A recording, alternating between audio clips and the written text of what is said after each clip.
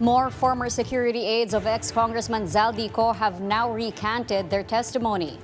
Orly Guteza also withdrew his claim that he delivered suitcases of cash to former House Speaker Martin Romualdez.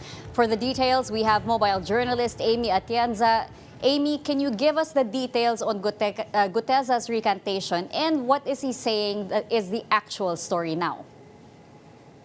Yes, Cheska, dahil nga nakita natin na na-recant na nitong si Orly Gutesa ang kanya naging testimony pagdating nga dito sa flood control controversy ay kinukwento niya na meron nga daw kasing nag-plot nito behind his affidavit at nabanggit niya si Senator Rodante Marcoleta at former Congressman Mike Defensor kung saan kinakailangan nilang ibigay yung mga nauna nilang pahayag kapalit ng pera at meron na nga daw kasing na-formulate na affidavit na kinakailangan nilang ipasa para nga dito sa nasasabing flood control controversy laban kay former House Speaker Martin Romualdez. Yan din ang naging dahilan, Cheska, kung bakit nga kaninang around 2:46 p.m.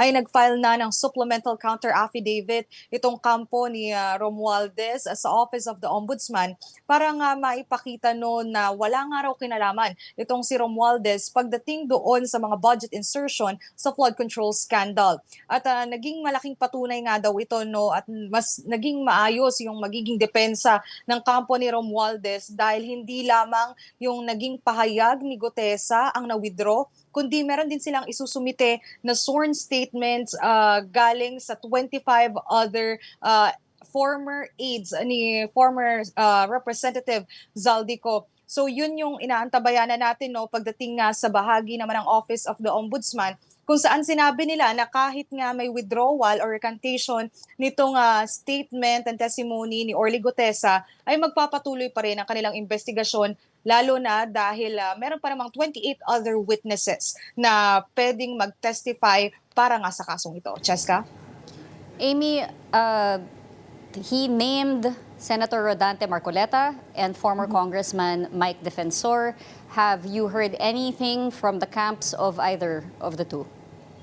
Well, so far, Cheska, wala pa tayong naririnig on the recent development pagdating nga dito sa pag-withdraw ni Gutesa sa kanyang statement. Pero during the past reports din, napakinggan natin na doon sa relation nitong si Gutesa at ni Senator Rodante Marcoleta, ang naalala lang daw nitong si Marcoleta nga ay itong statement at yung nangyaring investigasyon din mismo sa Senado kung saan ang kanyang pinahayag lang at ang kanyang tinanong lang mismo kay Gutesa ay kung maaaring basahin nga yung kanyang affidavit. So ibig sabihin, hindi siya yung nag-formulate nito at hindi rin siya yung mismo nagmaestro nitong affidavit na ipinasa ni Gutesa at ibinahagi niya sa isang pagdinig sa Senado. So far, ang isa rin sa mga pahayag na narinig natin ay galing nga kay Attorney Rowena Guanzon na nadawit din dahil doon sa ibinahagi ni Gutesa na isang miyembro daw, isang staff